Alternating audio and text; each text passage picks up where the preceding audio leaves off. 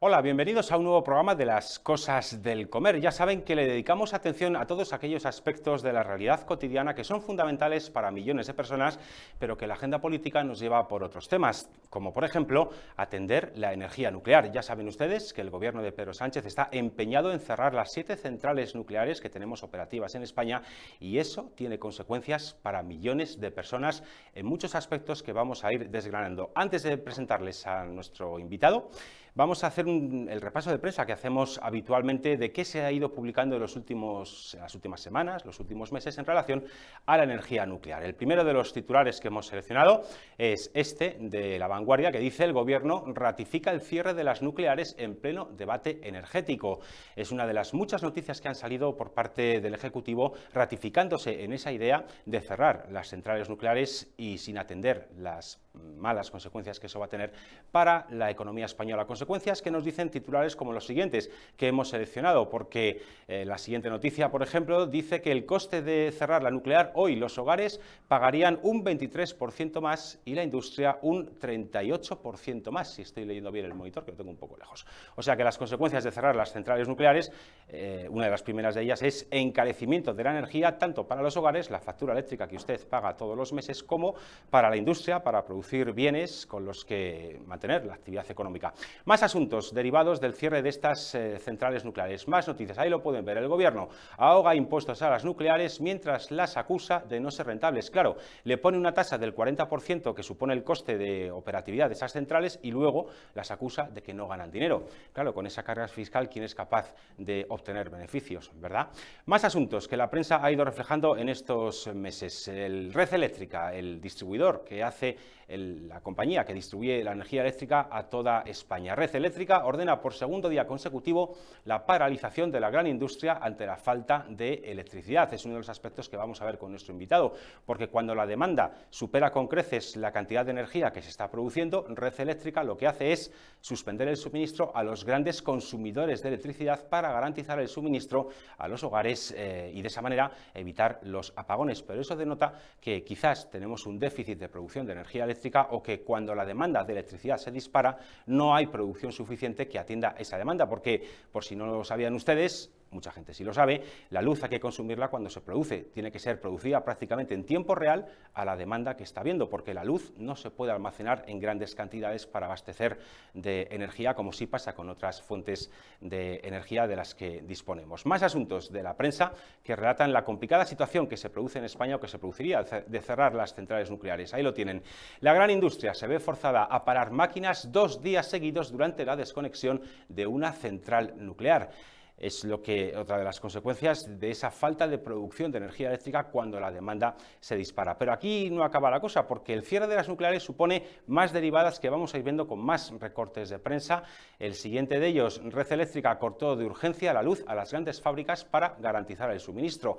Una vez más, ese problema, las renovables, si no hay sol, no hay luz suficiente para producir energía eléctrica y la demanda se ha disparado, pues la producción es la que es, la demanda se dispara, pues a alguien hay que cortarle la luz para que otros sigan pudiendo tener energía eléctrica. Es otro de los problemas que con las centrales nucleares en activo evidentemente no tendríamos. Más asuntos de la actualidad en relación a la energía nuclear. Ahí lo tienen.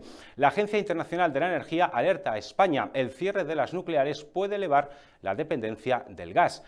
Con la situación que tenemos en Ucrania y esas compras de gas a Putin, pues evidentemente lo que menos nos puede convenir es cerrar las centrales nucleares para depender todavía más del gas, como le está pasando a Alemania.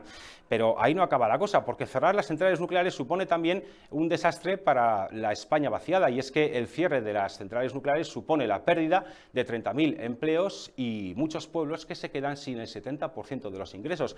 Claro, es que las centrales nucleares, en los sitios donde están ubicadas, pagan un montón de impuestos, y los ayuntamientos donde están ubicadas, incluso las comunidades autónomas donde están emplazadas las centrales nucleares, pues se benefician de los ingresos que proporcionan estas centrales nucleares. Por tanto, cerrarlas es otra muestra más de ideología, pero no es nada conveniente para mantener la recaudación de esos ayuntamientos o esas comunidades autónomas con las que luego, como dicen algunos, se paga la sanidad y la educación, por cierto. Pero bueno, más asuntos que vamos a ir viendo. Sánchez Llibre, lo diré bien, el presidente de la patronal catalana de Fomento del Trabajo. Si Cataluña Cataluña no aumenta el ciclo productivo de sus centrales nucleares, perderá toda su industria. Claro, es que si no tenemos una fuente de producción de energía eléctrica masiva como son las centrales nucleares, ¿cómo diablos se puede mantener activa toda la industria que hay, no solo en Cataluña, sino en el resto de España? Me estoy acordando, por ejemplo, la gran industria que tiene Cataluña, la gran fábrica que tiene Cataluña, la fábrica de SEAT en Martorell. ¿Qué pasaría si no estuviera la central de Tarragona proporcionando energía eléctrica a demanda en cualquier momento? Pues muchas industrias tendrían que cerrar y la gente que trabaja en ellas se iría a la puñetera calle. Por tanto, la ideología, una vez más, vemos que no es buena consejera para tomar decisiones trascendentales en relación a la energía nuclear. Más derivadas de cerrar esas centrales. El Gobierno castiga a Madrid con el cierre de Almaraz. Las nucleares aportan el 40% de la energía de la Comunidad de Madrid. Por tanto, no solamente es Cataluña la que se vería perjudicada por el cierre de las nucleares, sino que la Comunidad de Madrid, donde viven prácticamente 7 millones de personas, entre la capital y el resto de la región, se vería claramente perjudicada. ¿Pero creen ustedes que Madrid es solamente la que sufría las consecuencias del cierre de las nucleares? No, Valencia, que creo recordar que es la siguiente noticia, también se vería perjudicada. La Generalidad Valenciana pide al Gobierno que revierta el cierre de las centrales nucleares, y es que la central de Cofrentes, solamente esa central, es capaz de producir el 45% de la energía que se consume en toda la Comunidad Valenciana. Igual que en Cataluña, la primera industria que me viene a la memoria es la fábrica de SEAT de Martorell, me estoy acordando ahora mismo de la fábrica de Ford en Almusafes, que es una gran consumidora de energía eléctrica. ¿Qué pasaría con esa fábrica que genera miles de puestos de trabajo si no hubiera una central nuclear que la alimentase de energía eléctrica para poder funcionar? Pero también el calendario de cierre de las centrales nucleares decretado por el Gobierno nos aboca a una situación crítica para algunas de las centrales que tenemos. Ese es el objeto de la siguiente noticia. Trimestre crucial para Almaraz. La nuclear encara su cierre pese a operar 5 veces más horas que la eólica y la fotovoltaica. Esto no es cuestión de atacar a las energías renovables, es cuestión de combinar las diferentes fuentes de producción de electricidad para tener ese mix que garantice el suministro eléctrico. Pero claro, la eólica y la fotovoltaica tienen un hándicap. Solo pueden producir luz si sopla viento o si hay luz solar. Si no, no van a producir. Por tanto, necesitamos una fuente de respaldo que sea capaz de garantizar el suministro eléctrico las 24 horas del día, los 7 días de la semana. Si cerramos las nucleares, ¿cómo vamos a conseguir esto? Más noticias de la actualidad que demuestran que el cierre de las centrales nucleares es una decisión ideológica que provoca grandes daños. Fijémonos en Alemania. El cierre nuclear en Alemania, un aviso a España. La luz, 18 euros el megavatio hora más cara y 40.000 millones para sustituir el carbón por el gas. La señora Merkel decretó el cierre de las centrales nucleares en Alemania y las consecuencias para los alemanes y para su industria no se han dejado esperar, nos han hecho esperar. Más costes de energía eléctrica, producción menos competitiva para exportar. Alemania, que es la gran locomotora industrial de Europa, pues las está pasando canutas por una decisión política, ideológica y no técnica. Pero ahí no acaba la cosa, porque el cierre de las nucleares también supone pues que el no cerrarlas, mejor dicho en este caso, la energía nuclear dopa a la industria francesa con una factura eléctrica 3 veces más baja que la española. Claro, Francia tiene más de 50 reactores nucleares, van a invertir, van a equipar con más reactores nucleares aún y lógicamente la electricidad le sale muy barata, lo cual lo acredita la siguiente noticia que vamos a ver, porque la industria paga la energía un 174 más cara en España que en Francia. Francia tiene 54 centrales nucleares, si no recuerdo mal, nosotros tenemos 7, pues ahí se ve la diferencia en cuanto al coste de la tarifa eléctrica. Así que así están las cosas. No sé si teníamos algún recorte de prensa más o este era el último. Si no es así, nuestros compañeros de realización no nos lo ponen, entiendo que no, porque me han puesto el plano completo, así que voy a pasar a presentarles al invitado con el que vamos a analizar todo esto. Él es Alfredo García, le pueden seguir en Twitter con la cuenta @operadornuclear, porque es divulgador de ciencia y tecnología nuclear, es premio de comunicación de la Sociedad Nuclear Española, es ingeniero técnico de telecomunicaciones y licenciado en comunicación audiovisual y tiene las licencias de operador y supervisor otorgadas por el Consejo de Seguridad Nuclear. Don Alfredo, muchísimas gracias por estar hoy con nosotros y bienvenido a Periodista Digital. Muchas gracias, don César, un auténtico placer estar aquí. Pues un placer porque vamos a saber de su opinión, porque usted es experto en la materia, tiene más de 240.000 seguidores en Twitter, ahí divulga contenido muy interesante sobre la realidad de las centrales nucleares y de la utilidad de esta energía para todos. Vamos a conocer de primera mano muchas de las cosas en relación a la energía nuclear. Lo primero que le quiero preguntar, para que situar en contexto a las personas que nos estén viendo, es ¿qué relación tiene usted con la energía nuclear? Tengo relación con la energía nuclear desde el año 1998, que entré a trabajar en una central nuclear, la central nuclear de Ascó, en Tarragona, en el sur de Tarragona. Tiene 2 reactores nucleares de agua a presión. Empecé mi proceso de formación para ser operador de reactores, un proceso que dura 3 años, hay que obtener una licencia que otorga el Consejo de Seguridad Nuclear.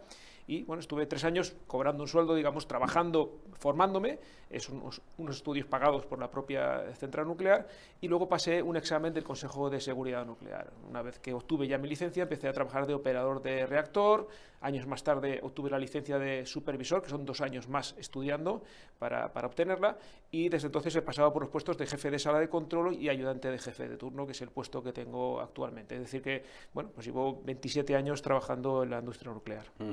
Y una pregunta así un poco de maldad que se me ocurre: lleva usted 27 años trabajando en una central nuclear, esto no es como lo que hemos visto en Los Simpson, ¿no? Esto está todo muy medido y no ha sufrido usted ningún tipo de problema de salud por trabajar al lado de un reactor nuclear, ¿no? Los Simpson no son una parodia, cualquiera que los haya visto habrá visto la cantidad de barbaridades que hace ese señor en todos los ámbitos, con lo cual imagínese lo que ocurrirá también con la energía nuclear, ¿no? Es una parodia y hay que tomarlo como tal. Don Alfredo, para también seguir contextualizando a nuestros espectadores, ¿cuántas centrales nucleares hay en España? 7, 5 centrales nucleares y 7 reactores nucleares, porque hay 2 de las centrales nucleares que son dobles, que tienen 2 reactores, una es donde trabajo yo, en Ascó, Ascó 1 y Ascó 2, y la otra es la de Almaraz, Almaraz 1 y Almaraz 2. Los otros reactores son únicos, que es Cofrentes, que es Vandellós 2 y que es Trillo, que está en Guadalajara. ¿Y cuántos puestos de trabajo directos, indirectos y asociados mantiene la energía nuclear en España? Se calcula que unos 30.000 puestos. Eso es el cálculo que tiene el Foro Nuclear de los trabajadores que dependemos directa o indirectamente de las centrales nucleares. Hay quien va diciendo que, dada la antigüedad de esos reactores, que no es la misma en cada uno de ellos, pero hay quien va diciendo por ahí que no es seguro prorrogar, mejor dicho, su vida útil. ¿Usted qué opina? Yo opino lo que opinan los estudios técnicos y científicos que realizamos en las centrales nucleares, que es que nuestras centrales nucleares están preparadas para seguir operando muchos años más. Pero hay que partir de la base de que ese dato, esos 40 años que se citan como fecha de supuesta caducidad de una central nuclear, es una fecha establecida como una duración mínima de la inversión. Es decir, que cuando alguien hace una inversión en cualquier proyecto grande, y una central nuclear es un gran proyecto, quiere garantizar un retorno de esa inversión y un tiempo mínimo de funcionamiento, pues para que valga la pena el dinero que se ha invertido en ella, ¿no? Por lo tanto, se estableció ese límite que no significa que es una caducidad, sino que es un límite mínimo de funcionamiento de una central nuclear.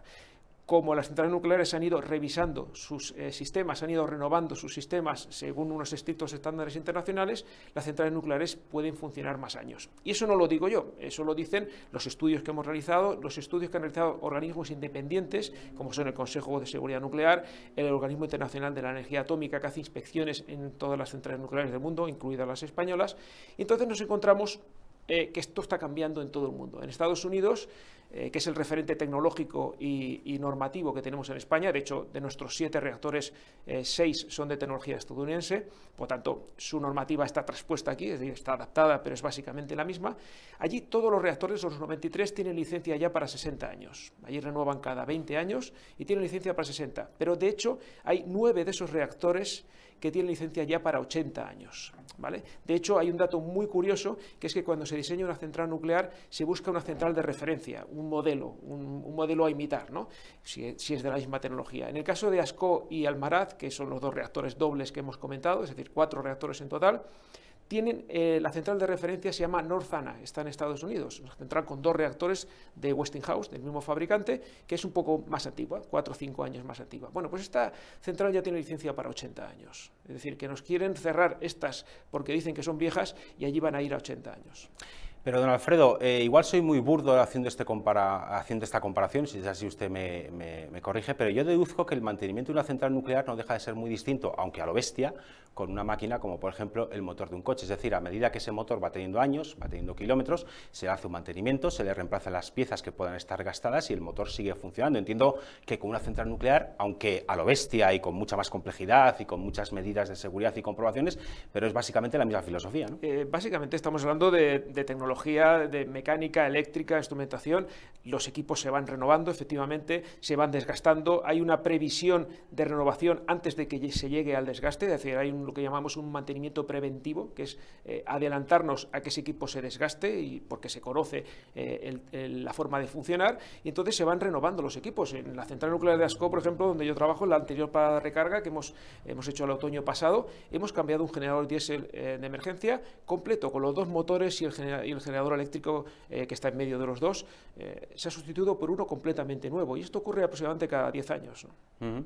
Porque además tengo también entendido, si no es así, usted me corrige, que en las centrales nucleares todos los sistemas de seguridad están puestos por duplicado, por triplicado, incluso por cuatriplicado, de forma que si falla un sistema entra el siguiente y si no el siguiente, para asegurar, por ejemplo, la refrigeración del reactor y que no haya lugar a accidentes. Sí, ¿no? Sin ir más lejos, en el caso de los generadores diésel de emergencia que estamos hablando, cada reactor tiene 2 generadores diésel de emergencia, que cada uno de ellos es capaz de hacer frente a un accidente nuclear con todas las consecuencias. Es decir, alimenta todas las cargas, todos los sistemas que sirven para hacer frente a ese accidente nuclear. Y son 2 independientes. Pero es que además hay otro diésel que es común a las 2 unidades, que también podría sustituir a cualquiera de los 2 que fallase. Pero es que además tenemos diéseles portátiles, es decir, tenemos 2 unidades portátiles que también podrían hacer esa función y también están preparadas para actuar.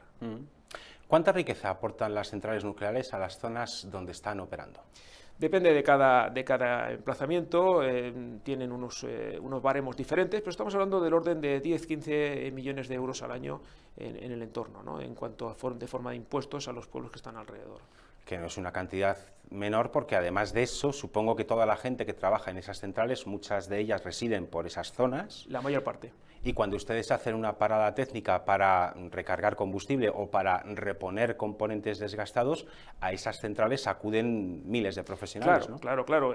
Aparte de los 1.000 trabajadores más o menos que hay en una central nuclear, en una recarga vienen de 1.000 a 1.200 personas aproximadamente adicionales, que son empresas especializadas en procesos concretos que se realizan en la central nuclear y que no los hacemos los que trabajamos allí habitualmente, sino que son personas que hacen trabajos muy concretos que se hacen solo en paradas de recarga y que van de una central nuclear a otra, ¿no? Eso es un trabajo, además, son trabajos altamente cualificados, que requieren una gran especialización y realmente funcionan de esta forma. Es decir, se crea empleo no solo localmente, sino que es en los restaurantes, los hoteles, los sitios de hospedaje están repletos en los momentos de recarga, y eso pasa, pues hay centrales que pasa cada año, como en Trillo, y hay centrales como otras que pasa cada año y medio, cada 2 años. Sí, porque supongo que, al igual que con los motores de los coches, en función de la tecnología o de la antigüedad, los periodos de mantenimiento también varían, ¿no? Sí, las centrales de Westinghouse que tenemos en España, que son Ascó 1 y 2, Almaraz 1 y 2 y Vandellós 2,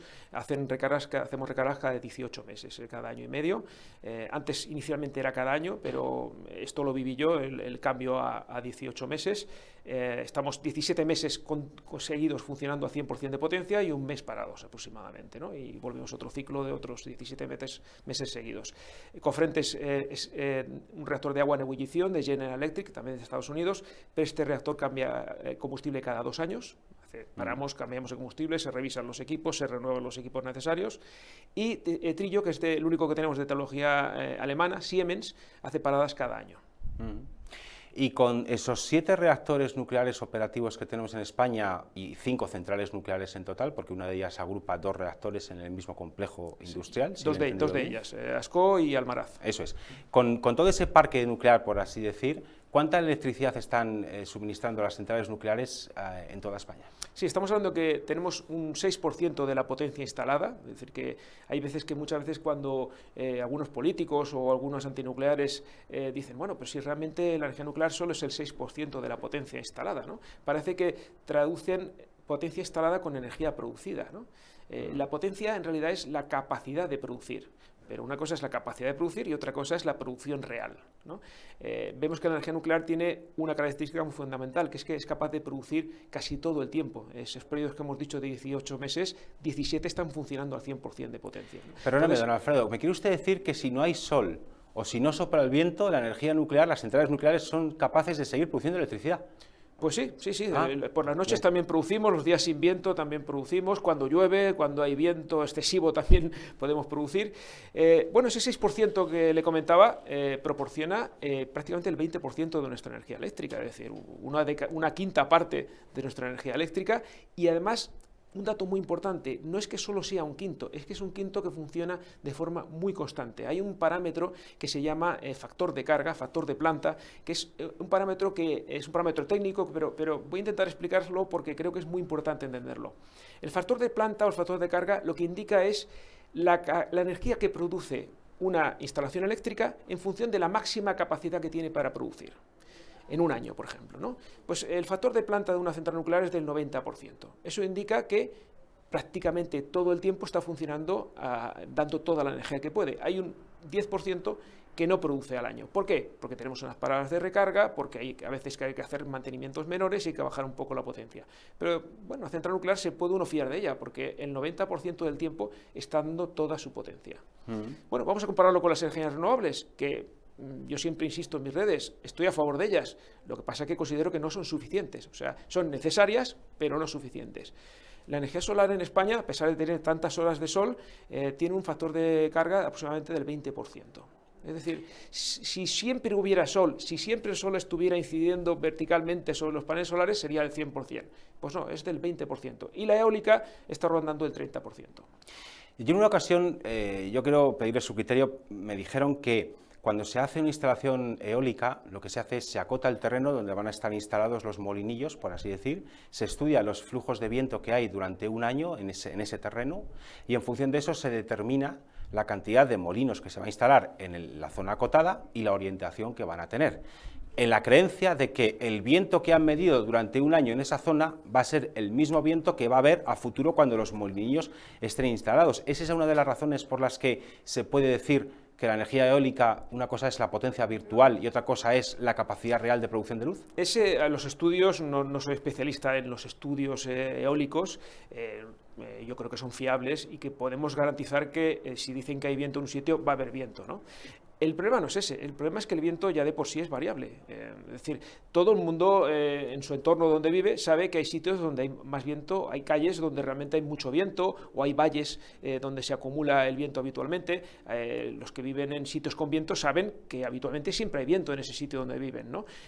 Todo el mundo conoce, oye, ten cuidado cuando vayas a este pueblo que ahí siempre hay viento, ¿no? Eso ya se conoce y lógicamente se estudia científicamente. El problema es que ese viento es variable, que no podemos garantizar que pasado mañana vayamos a tenerlo. Las predicciones meteorológicas son muy fiables a 2-3 días vista, eso lo estamos comprobando en nuestros móviles, si mañana dicen que va a llover, casi siempre va a llover, pero de aquí a 2 semanas no sabemos lo que va a pasar. ¿Y si resulta que de aquí a 2 semanas hay un alto consumo eléctrico y no tenemos viento, ¿no? Claro. Entonces, ¿debemos aprovechar el viento? Sí, pero no va a ser suficiente. Claro, o a lo mejor también pasa que tenemos niebla y una zona que tiene placas solares, como hay niebla, no puede rendir y producir luz, con lo cual, sin embargo, la gente en invierno necesita calentar constantemente su casa, necesita ducharse constantemente, las fábricas necesitan producir en los horarios que acuden los operarios a las fábricas, ¿no? Entonces, esa es la gran diferencia, o el gran hándicap, por tanto, de apostarlo todo a las renovables, sino necesitamos una fuente de respaldo, entiendo, ¿no? Efectivamente. Lo que hemos visto en las noticias que ha citado usted antes es que esa interrupción a la gran industria ocurrió 4 veces el año pasado, 2 días consecutivos en noviembre. Además, conozco muy bien las circunstancias que se dieron porque esos 2 reactores que estaban parados son los reactores donde yo trabajo. Uno de ellos, ASCO 1, estaba en parada de recarga, que he comentado antes que hemos cambiado un generador diésel. Es algo previsto con 5 o 6 años de antelación, las paradas de recarga ya están planificadas perfectamente. De hecho, hay periodos en los que coinciden 2 reactores, porque solemos parar e intentamos parar en primavera y en otoño, que el consumo es más bajo que en invierno y que en verano. Pero teníamos esa circunstancia y al mismo tiempo se produjo una avería eléctrica en el reactor número 2, en ASCO 2, y bueno, hubo que intervenir, lógicamente, como cualquier máquina puede tener algún fallo mecánico, y entonces es la parte convencional, parte eléctrica, generador eléctrico, el que produce la electricidad, y lo que hicimos fue parar, hacer la reparación, pero en ese momento se dio una tormenta perfecta. Teníamos 2 reactores parados de 7, no es una proporción enorme, pero eran días de mucho frío, un alto consumo eléctrico, prácticamente no había viento. el cielo estaba muy encapotado y tampoco había producción solar. ¿Vale? Y en esas circunstancias había dos opciones: o empezar a quemar gas de manera desorbitada, disparando los precios. Tenemos un parque de 26 gigavatios de ciclos combinados de gas natural, equivalente a 26 reactores nucleares, pero la mitad están en un estado lamentable, muy lamentable de funcionamiento, porque no funcionan muchas veces. Y otra opción es activar el mecanismo de interrupción a la gran industria. Es un mecanismo ya previsto, digamos, esto evita que haya apagones. Esta industria tiene beneficios, no sé si directamente cobran o dejan de pagar en otros momentos por hacer ese servicio de dejar de recibir energía eléctrica, pero hay quien me lo ha intentado defender y yo les digo siempre que esto es una anomalía. Claro. O sea, ¿que ha funcionado? Me parece muy bien. ¿Que no haya habido apagones? Muy bien. ¿Que hayan cobrado por ello? Bueno, me parece bien, pero preferiría que no nos gastemos el dinero en pagarles por no suministrarles electricidad. Pero al final, que la gran industria pare unas horas o unos días porque no hay suficiente producción renovable o porque haya solo 2 reactores parados de 7, ¿qué pasará cuando no tengamos los 7 reactores durante todo el tiempo? ¿No? Es bastante evidente, y esos avisos de la Agencia Internacional de la Energía hace mucho tiempo que muchos lo estamos advirtiendo. Esto no es nuevo, o sea, esto no nos sorprende a nadie. Todos los que sabemos de qué va esto, sabemos que menos nuclear significa más gas natural. Claro, don Alfredo, pero si yo lo he entendido bien, el tema es que cuando las renovables, por las condiciones climatológicas, no pueden producir, si además de eso se da la circunstancia de que hay 2 reactores en parada técnica y por tanto la cantidad de luz que se está produciendo no es capaz de atender toda la demanda que estamos teniendo, la solución es a la gran industria decirle que pare. Se me está ocurriendo, por ejemplo, si no es así usted me corrige, industrias electrointensivas, como por ejemplo las cementeras, como por ejemplo las de fundición de aluminio o acero, o como por ejemplo las fábricas de coches, las 14 fábricas de coches que tenemos en España, se les dice que paren. Y a esas fábricas que tienen su plan de producción, que tienen que atender pedidos de cemento, de acero, de aluminio o de coches, tienen que parar, no sirven sus pedidos a tiempo, por tanto dejan de ingresar. Con lo cual, mi pregunta es, ¿cómo ayuda a que España sea un emplazamiento atractivo industrial para muchos tipos de actividades industriales? ¿Cómo va a ser España un lugar atractivo para poner fábricas electrointensivas cuando no tenemos garantizado el suministro eléctrico en cualquier circunstancia? Claro, efectivamente. Pues eso es algo que llevamos defendiendo muchos durante mucho tiempo. Realmente cerrar las centrales nucleares, yo lo he dicho por activa o por pasiva y voy a seguir insistiendo, es un suicidio energético para un país, ¿no?, como España, y además nos estamos quedando solos en ese paradigma de cierre nuclear, porque lo que estamos viendo es que la mayoría de los países avanzados del mundo apuestan por la energía nuclear y los países que no son avanzados pero que quieren ser avanzados también están apostando por ella.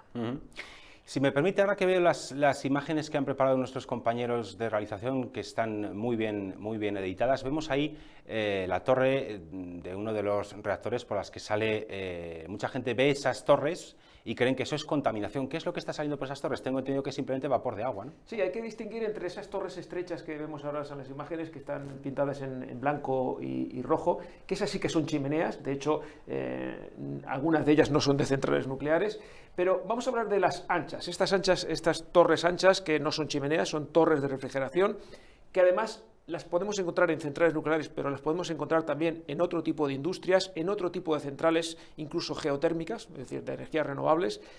En realidad no son chimeneas, son torres de refrigeración. Lo que está saliendo por ellas es vapor de agua.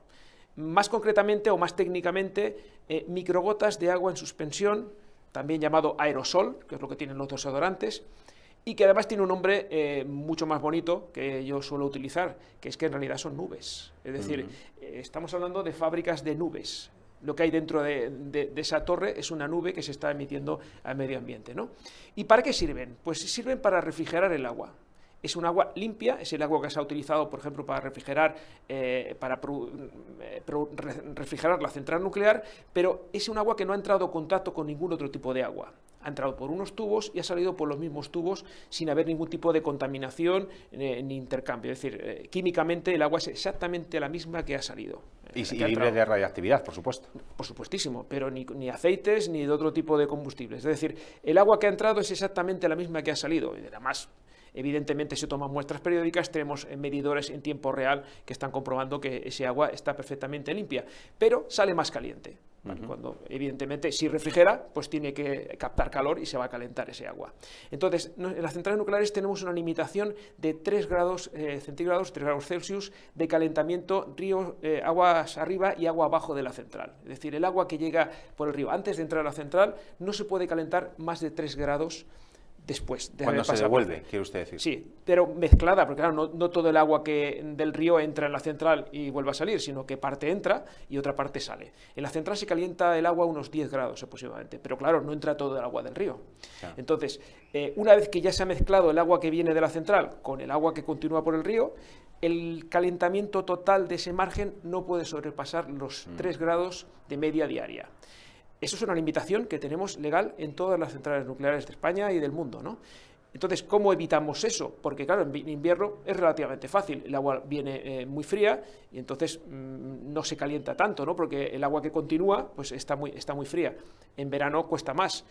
Utilizamos torre de refrigeración. Ese agua, antes de devolverla al río, se hace pasar por la torre, se reparte por toda la superficie interior y se hace caer en forma de lluvia. Es decir, si estuviéramos al pie de una torre de refrigeración, veríamos que en la parte de abajo llueve continuamente, porque está cayendo ese agua.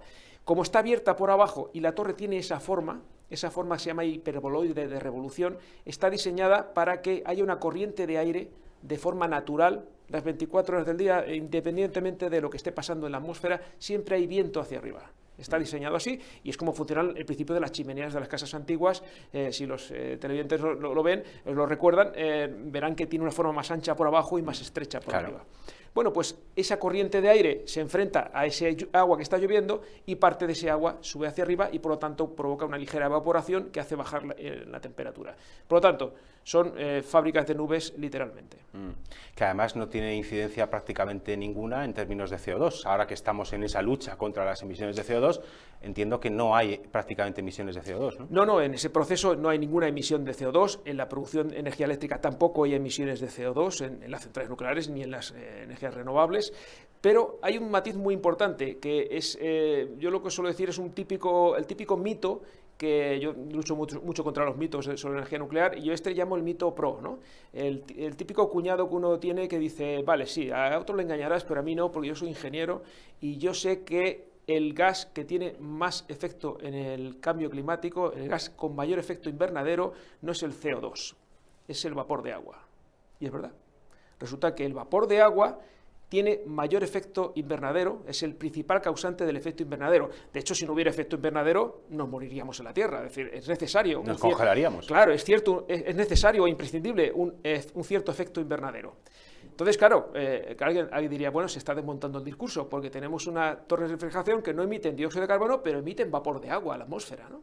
Bueno, pues el IPCC, el Panel de Expertos sobre el Cambio Climático de Naciones Unidas, ha analizado el proceso, ¿no? Y lo que dice es algo muy sencillo. El vapor de agua es un gas condensable, fácilmente condensable. La condensación es convertir de un gas en líquido. Todo el mundo conoce la condensación del vapor de agua, se llama lluvia. ¿Vale? Y es un proceso que dura horas, días. El vapor de agua que se emite acaba lloviendo en un momento dado, ¿no? Entonces tiene un ciclo cerrado, el ciclo del agua que estudiamos todos en el colegio, que parece que hay algunos que todavía no se han enterado que eso sigue funcionando. Y entonces lo que dice el IPCC es que la cantidad de agua en la atmósfera y de vapor de agua depende de la temperatura del planeta, pero no afecta a la temperatura del planeta, sino que es un ciclo que se mantiene estable. Por lo tanto, esos cálculos no tienen en cuenta el vapor de agua, porque dice el vapor de agua produce un efecto invernadero tal cual. Lo que está provocando un aumento del efecto invernadero, por lo tanto un aumento de la temperatura, son las emisiones de dos sustancias esencialmente: dióxido de carbono, que lo estamos produciendo desde la revolución industrial y en cantidades masivas últimamente, y metano. El metano es un gas de efecto invernadero mucho más potente que el dióxido de carbono. ¿Y a qué nos suena metano? A gas natural. El gas natural, cuando se quema, produce dióxido de carbono, pero cuando no se quema y se fuga, y eso ocurre en todo el proceso, desde la extracción hasta el quemado, siempre hay quemados parciales, se producen emisiones en los transportes, se producen fugas de metano, y el metano es un gas de efecto invernadero muy potente. Don Alfredo, hemos visto un poco ya las consecuencias de cuál es de lo que significaría el cierre de las centrales nucleares, pero el Gobierno sigue R que R con que hay que cerrarlas. Una cosa son las razones que esgrime públicamente el Gobierno para cerrar las centrales nucleares, que analizadas se ve que no tiene sentido, pero no sé si usted, puesto que trabaja en una de ellas y está en el sector nuclear, por así decir, no sé si usted detecta que hay otras razones no tan confesables públicamente para el cierre de las nucleares. Es difícil decir cosas sin tener unas pruebas fehacientes, ¿no? Entonces yo puedo hacer una interpretación de lo que yo observo, ¿no? Lo que observo es que tenemos un Plan Nacional Integrado de Energía y Clima, el PNIEC famoso, que lo tienen todos los países de la Unión Europea, porque es un encargo de la Comisión Europea a todos los gobiernos, les tiene que decir cómo van a luchar contra el cambio climático, garantizando un suministro eléctrico y energético en cada país. Es decir, que eso viene de la Unión Europea. Bueno, pero cada país tiene derecho a dirigir su política energética y tiene derecho a diseñar qué mix energético va a tener. Pero bueno, vamos a ver cómo se ha hecho este PNIEC, este Plan Nacional Integrado de Energía y Clima, que se desarrolló y se hizo pública la primera vez en el año 2019, ya por este gobierno. Estaba Teresa Rivera de ministra de Transición Ecológica y de Energía en general. Yo lo que observé es que era un plan diseñado específicamente para cumplir con el programa electoral del PSOE. ¿Vale? ¿Por qué? Porque el programa electoral decía que había que cerrar las centrales nucleares. Y organizar y llegar a un acuerdo con las propietarias para cerrar progresivamente las centrales nucleares. Eso está contemplado en el PNIEC. Una instalación masiva de renovables también está contemplado en el PNIEC. Pero curiosamente, lo que dice hay una cosa que dice el PNIEC que no dice el programa electoral del PSOE, que es que mantiene toda la potencia instalada de ciclos combinados de gas natural. Esa burbuja de gas natural que empezó finales de los 90 y durante la década de 2010, se ha producido una enorme instalación de ciclos combinados de gas natural y estamos hablando de 26 gigavatios, como decía antes, el equivalente a 26 reactores nucleares. Es decir, estamos hablando de que tiene pues prácticamente 3-4 veces la potencia instalada que tenemos de centrales nucleares, ¿no? Entonces, realmente hay un exceso de producción, de capacidad de producción con energía, con ciclos combinados de gas, y eso lo mantiene durante todo el plan. Recordemos que estamos hablando de un plan para reducir las emisiones, ¿no?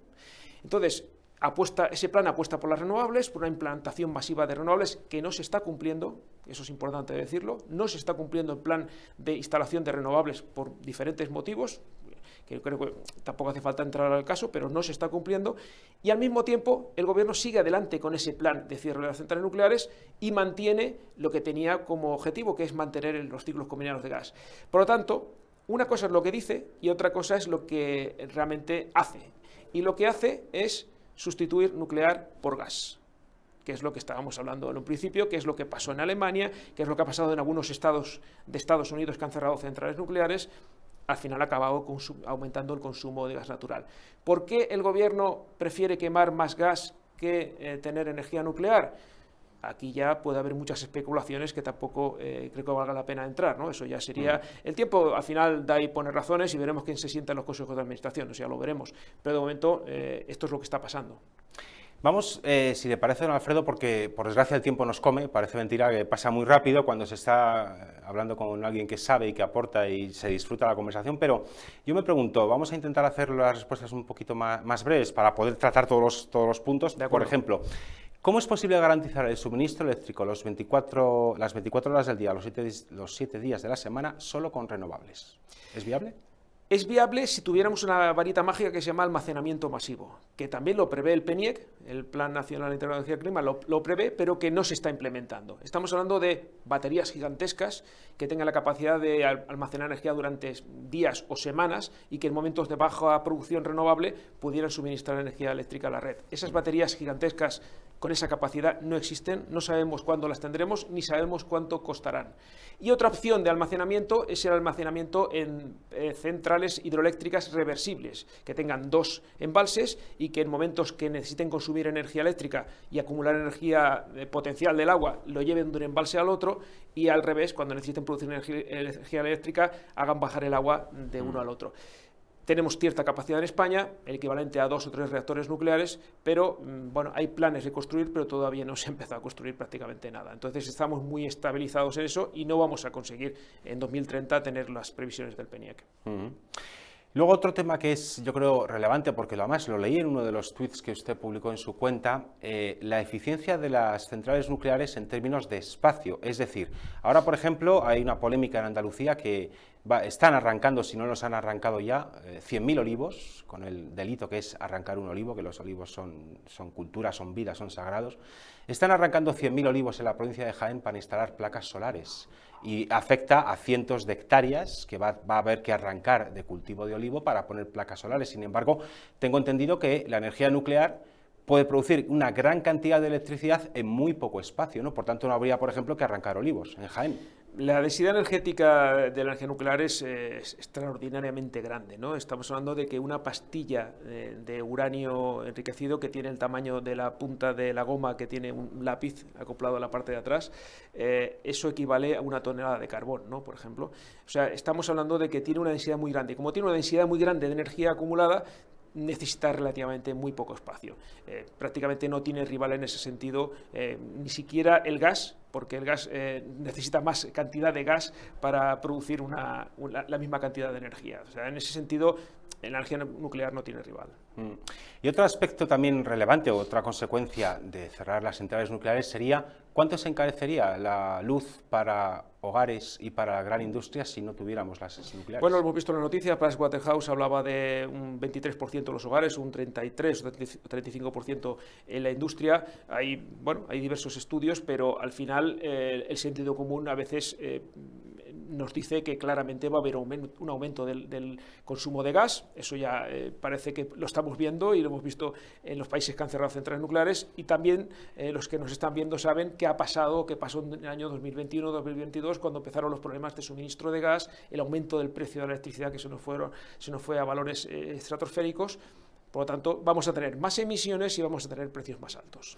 ¿Sería competitiva, por tanto, la economía española en cuanto a costes de producción sin las centrales nucleares? ¿Se dispararían los costes? Se dispararían los costes, riesgo de suministro, sería menos atractivo para instalar centros de datos, que es un tema que cada vez es más interesante. Hay incluso un proyecto en Extremadura para instalar 2 centros de datos de 1.000 megavatios cada uno, es decir, 2.000 megavatios, la misma potencia que tiene la central nuclear de Almaraz, y esto lo haría Merlin, que es una multinacional que está interesada en instalar estos centros de datos allí, porque tiene un suministro constante debido también a la central nuclear. Entonces, evidentemente perjudicaría la competitividad, como tenemos un caso clamoroso que es el de Alemania, que realmente ha sido así.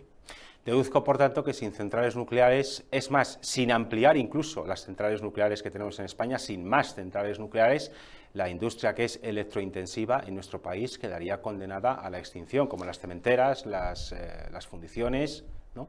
Pero si es que además es lo que está pasando en prácticamente todo el mundo, el Reino Unido, en Francia, en Polonia, que va a construir muchas centrales nucleares, Italia quiere construir también, todos los países avanzados, Estados Unidos por supuestísimo, quieren ir sustituyendo combustibles fósiles.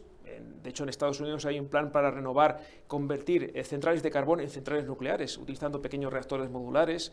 Hay muchos planes para ir avanzando en la descarbonización, pero al mismo tiempo en garantizar el suministro energético. En España yo creo que sería necesario construir más centrales nucleares.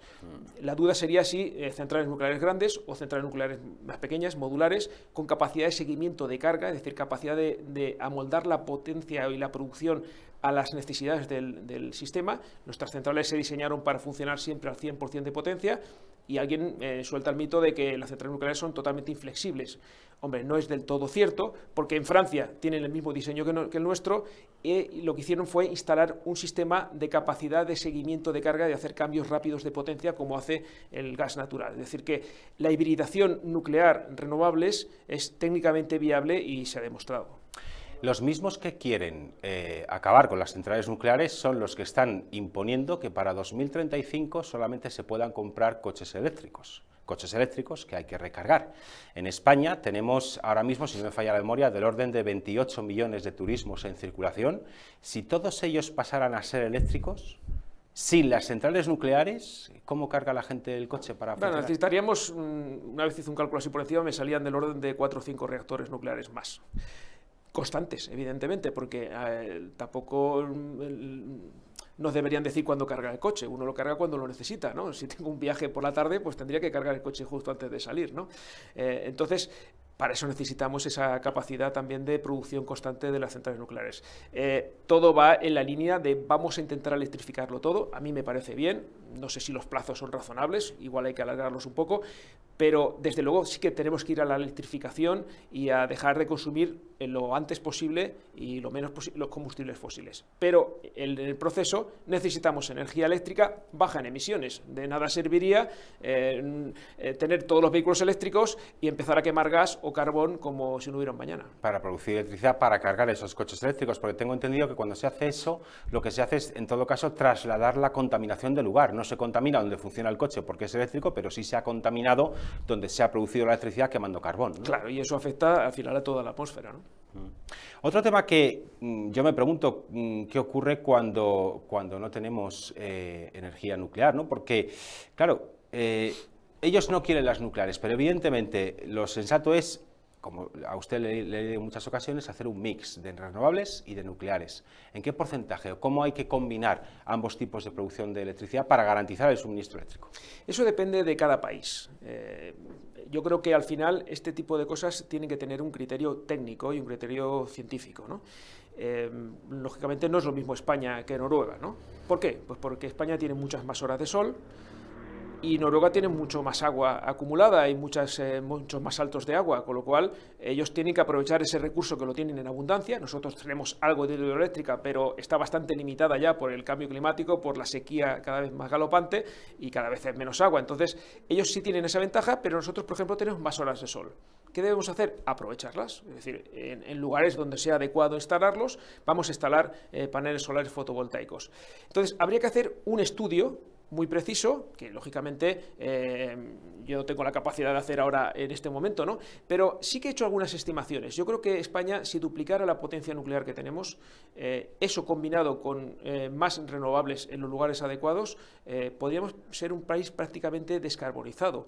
De hecho, si realmente hubiéramos hecho bien los deberes y hubiéramos construido algunas centrales nucleares más, alguna vez lo he hecho, cuando la famosa moratoria nuclear de Felipe González, que paralizó Lemoniz 1, Lemoniz 2, Valdecaballeros 1 y 2 en Extremadura también, y Trillo 2, que también estaba previsto construir, esos 5 reactores nucleares producirían ahora mismo prácticamente la misma energía eléctrica que producimos con gas. Es decir, España con 5 reactores nucleares más prácticamente no quemaría gas para producir electricidad. Es decir, probablemente seríamos ahora mismo, y con la instalación de renovables que se ha hecho, el país más descarbonizado del mundo. Cuando hablamos de las consecuencias de un tipo de tecnología o de los puntos débiles de un tipo de tecnología para producir electricidad, a mí, no sé si usted coincidirá, a mí me llama la atención mucho que cuando hablamos de energía nuclear todo son pegas, reales o inventadas, pero evidentemente cualquier tecnología tiene sus pros y tiene sus contras, y lo sensato es abordarlo con honestidad intelectual y con rigor científico. Pero claro, yo veo que, por ejemplo, nunca se habla de los hándicaps que tiene la energía eólica, como por ejemplo que los molinos de viento pueden llegar a tener hasta 30.000 litros de aceite en la parte superior de la turbina para lubricar y refrigerar los componentes que están en rozamiento, que ese aceite se puede derramar y provocar vertidos al terreno donde están instalados, contaminación de acuíferos, eliminación de la vida, de la flora que hay de las plantas que puede haber alrededor de ese molino, o que los molinos de viento provocan el impacto de aves de gran envergadura como las águilas contra las aspas y provocan las muertes de esas aves, algunas de ellas en peligro de extinción. Es decir, toda tecnología tiene sus hándicaps. Cuando se habla de las renovables, nunca se habla de que las placas solares son vidrio mezclado con un montón de metales, que eso luego al final de su vida útil es de muy difícil recuperación. Nunca se habla de que las hélices de fibra de vidrio de los molinos eólicos pesan 2 toneladas por término medio cada hélice, y que en muchas ocasiones, cuando los parques eólicos llegan al final de su vida útil, estimada en 25 años, se dejan esas hélices ahí abandonadas de la mano de Dios. Tenemos 1.500 parques eólicos que van a entrar en caducidad en España en los próximos 20 años, si no me falla la memoria. De eso no se dice nada. Y solo se habla de los llamados residuos de las centrales nucleares, sí. Pero tengo entendido que los residuos, oiga, es que también se gestionan, ¿no? ¿Cómo funciona eso? Claro, es que coincido en las líneas generales de lo que comentabas, porque realmente dar datos y dar información no debería ser catalogado de ser, cuando uno da información sobre un tema como has dado tú, eso no significa que estén mal las renovables. Lo que significa es que vamos a hablar de las ventajas y vamos a hablar de los inconvenientes, ¿no? Parece que, yo hay mucha gente que le digo que parece que piensan que un aerogenerador se produce porque siembras un mini aerogenerador en el suelo, le echas un poquito de agua, crece y ya ha crecido ahí, ya lo tienes ahí.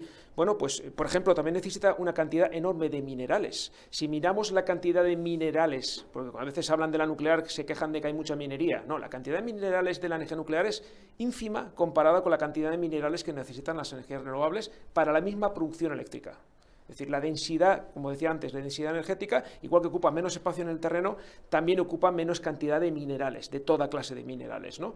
Eso hay que tenerlo en cuenta. Y esa minería, como no la vemos, como está en China, la mayor parte de ella, para producir renovables, pues esa no nos molesta tanto, ¿no? Eso no se tiene en cuenta, pero al mismo tiempo hay que tener en cuenta también esos otros riesgos, las tierras raras. Es una serie de minerales que están en la tabla periódica, en la parte de abajo de la tabla periódica, que son esenciales para todas las instalaciones tecnológicas que tenemos hoy en día. Los electroimanes que utilizan los aerogeneradores, los imanes que utilizan, son imanes que necesitan tierras raras. O sea, eso lo necesitamos en todas las energías, pero eso solo no se habla de la energía, solo se habla de los residuos de la energía nuclear. Y curiosamente es la única industria que por ley está obligada a pagar los costes de la gestión de esos residuos. Eso, ninguna otra industria tiene esa responsabilidad, desde luego, de producción eléctrica. Los de los combustibles fósiles, ninguna responsabilidad, lo lanzan a la atmósfera directamente, ¿no? Pero en las renovables tampoco lo tienen, ¿no? Y sin embargo, en España y en todo el mundo, las empresas que producen los residuos radiactivos son las que tienen que pagar la gestión de esos residuos. Y además son residuos con un volumen extremadamente pequeño. Solemos tener mucho miedo de que es un volumen gigantesco, nos han dicho muchas mentiras. Y una vez hice un cálculo, en España hemos llegado a tener 10 reactores nucleares. Ahora tenemos 7, que son los 7 más grandes, es decir, los otros 3 eran más pequeños, ya están cerrados y en fase de desmantelamiento, pero hemos llegado a tener 10 durante más de 40 años, 45, 46, 47 años. Durante todo ese tiempo, si juntáramos todos los residuos radiactivos de alta actividad, que es el combustible usado, que es el más peligroso, lo juntáramos todo, ocuparía un cubo de 13,5 metros de lado. Estamos hablando de 13,5 metros de ancho, de fondo y de alto. Un edificio pequeño, un edificio muy pequeño, ocuparía ese volumen. Todos los residuos cabrían allí. Y además, una cosa muy importante, para protegernos de ellos no necesitamos alta tecnología, necesitamos materiales muy sencillos como es el acero o el hormigón. Los contenedores que se utilizan para almacenar ese combustible sin ningún tipo de refrigeración forzada, es decir, sin necesidad de alimentación eléctrica, se refrigeran por circulación natural de aire del exterior. Esos contenedores son blindados, estancos, el combustible está dentro y además tienen el recubrimiento de acero oxidable y de hormigón. Con eso ya estamos protegidos de ese combustible, no necesitamos ninguna tecnología extra, ¿no? Por lo tanto, se sabe cómo gestionar los residuos radiactivos con seguridad y además se está haciendo y además lo están pagando las eléctricas.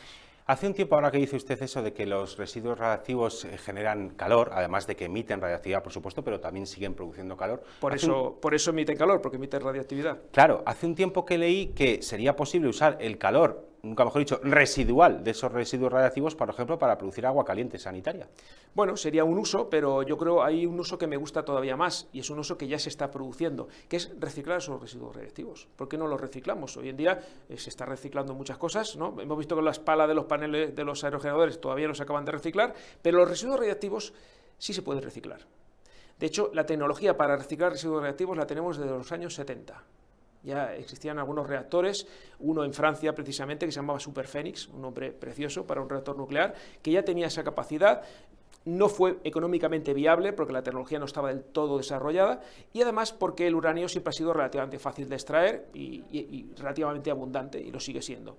Pero, oye, resulta que con la tecnología que teníamos hasta ahora, estamos aprovechando nada más que el 5% de la energía del combustible. Por eso esos residuos son radiactivos durante tanto tiempo y tienen esa energía acumulada. El 95% de su energía capaz de producir algún tipo de electricidad está acumulada en esos residuos. Y le llamamos a esos residuos, ¿no?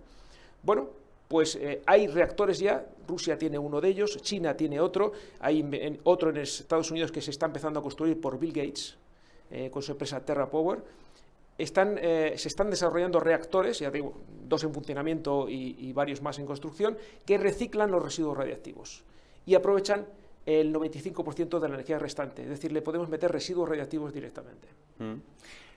O sea que hoy en día técnicamente sería posible que los propios residuos que genera una central fueran tratados al lado de la misma para reciclarlos y volverlos a usar para cargar otra vez el reactor. Eso es lo que hace Francia, es que Francia hace eso industrialmente. O sea, Francia no tiene reactores que reciclen residuos radiactivos, pero sí tiene industria que es capaz de extraer el plutonio generado y unirlo con nuevo uranio y entonces reciclar parcialmente. Francia no hace un reciclaje total, pero sí un reciclaje parcial y lo utiliza en sus reactores que son equivalentes a los nuestros. En lo que estoy hablando es, aparte de hacer eso, que eso hace años ya que lo hace Francia, como 2 o 3 décadas, estamos hablando de utilizar directamente esos residuos en reactores nuevos, de 4ª generación, que están en desarrollo.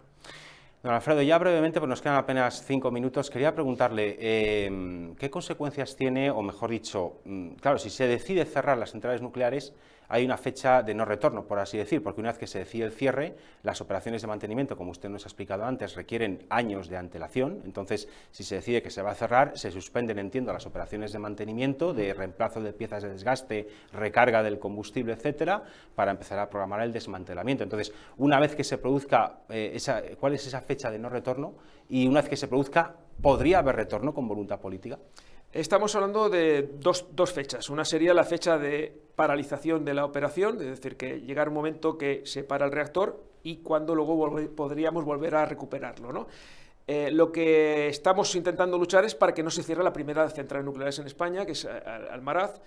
Cerraría en 2027 y este año, esta primavera, primera parte del año, ya se tendría que encargar el combustible. Es decir, el combustible se encarga con aproximadamente unos 3 años de antelación, estamos ya casi demasiado justos, pero todavía se podría encargar el combustible de tal manera que si no parara Almaraz, o sea, parara por recarga, porque es el momento que le toca ya parar, cargaría combustible y un mes más tarde podría volver a arrancar, ¿no? Esa es la fecha de no retorno.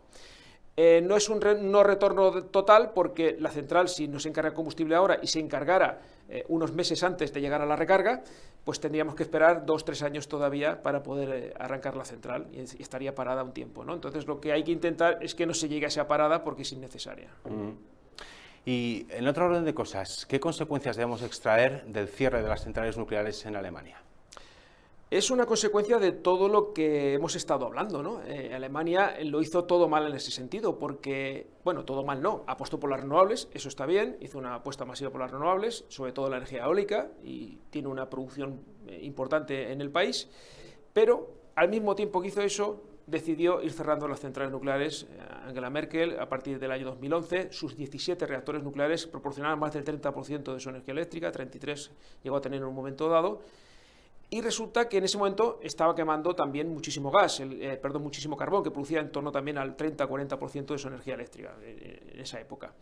Bueno, pues lo que ha hecho Alemania ha sido apostar por las renovables, ¿vale? Eso está bien, ir sustituyendo parte del carbón por gas natural de origen ruso y toda la producción de nuclear por gas natural ruso, ¿vale? Vino la guerra, vino la invasión de Ucrania, de Rusia a Ucrania. En ese momento, problemas de suministro de gas, disparado el precio del gas, Alemania empezó a tener problemas, empezó a reabrir centrales de carbón que había ido cerrando porque utilizaba para ello gas. De hecho, ha reabierto centrales de carbón que tienen la capacidad de 2 o 3 reactores nucleares. Y realmente lo que hemos ido viendo es que hoy en día Alemania produce con carbón la misma cantidad de electricidad que producía con nuclear cuando empezó el cierre. Es decir, traducido, si no hubiera cerrado el carbón, si hubiera cerrado el carbón en ese momento, hubiera mantenido nuclear, tendría la misma producción baja en emisiones que no la tiene ahora, ¿no? Es decir, que Alemania ha cometido pues un auténtico suicidio energético. La industria, y eso usted seguro que lo sabe mejor que yo, está teniendo problemas con un precio carísimo de la electricidad. Hay industrias que se están yendo de Alemania. Alemania está dejando de ser el motor de Europa y una de las causas es el alto precio de la energía debido a haber cerrado las centrales nucleares. Es una lástima que nos estemos quedando ya sin tiempo, pero aprovechando que tenemos aquí, no quería dejar de hacernos un umbral para que hable usted de su libro, porque no ha escrito uno, sino dos. El primero de ellos es La energía nuclear salvará el mundo, derribando mitos sobre la energía nuclear, para todos aquellos que quieran saber más del tema.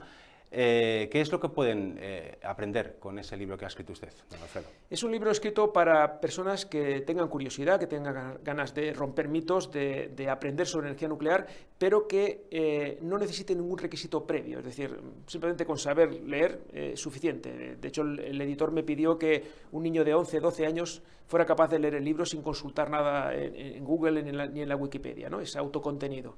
Es un lenguaje muy sencillo. Y lo que hago es derribar más de 40 mitos que hay sobre la energía nuclear. Las torres de refrigeración, por ejemplo, es uno de ellos. Hay muchísimos otros, hay en torno a 40 mitos.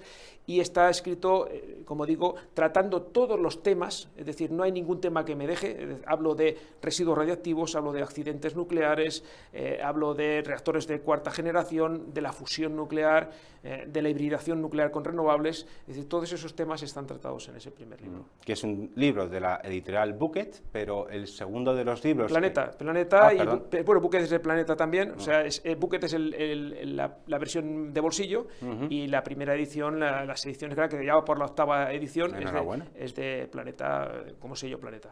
Y el segundo de los libros es Geoestrategia de la bombilla, energía nuclear para un cielo limpio. Entiendo que esto va un poco de todo eso que hemos hablado, de garantizar el suministro eléctrico sin contaminar, ¿no? Exactamente. Este ya tiene una visión más global, también hablo de energía nuclear, más o menos una tercera parte del libro es energía nuclear, pero ya estoy hablando de ella en el contexto mundial. ¿Qué es lo que está pasando con el gas? Empecé a escribir el libro con la invasión de Rusia en Ucrania, es decir, que en ese momento ya se empezaba a ver lo que estaba pasando con el gas, ¿no? Y terminé el libro cuando ya se había declarado la energía nuclear como sostenible por la Unión Europea. De hecho, ese capítulo tuve que esperarme para escribirlo porque todavía no se había decidido del todo. Hablo del hidrógeno, famoso el hidrógeno verde, el hidrógeno rosa, que es el de origen nuclear, la captura de dióxido de carbono, la electrificación de todos los sectores. Es decir, intento explicar qué es lo que está pasando en el mundo con la energía, con todas las energías y qué papel tiene la energía nuclear en ese proceso. Pues por desgracia nos hemos quedado sin tiempo, pero le vamos a emplazar a que en próximas visitas que pueda hacer usted a Madrid nos avise para seguir hablando de esto, porque nos parece un tema apasionante.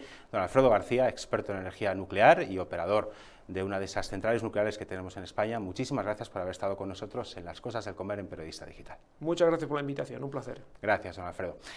Volveremos a traer a don Alfredo si se deja y su agenda se lo permite, porque también es una persona muy ocupada, pero si quieren profundizar sobre la energía nuclear, pues les recomendamos esa cuenta que tiene don Alfredo García en Twitter, que es @operadornuclear. Ahí puede ir usted siguiendo toda la actualidad que se va generando en torno a algo que no deja de ser ideológico, como es el cierre de las centrales nucleares.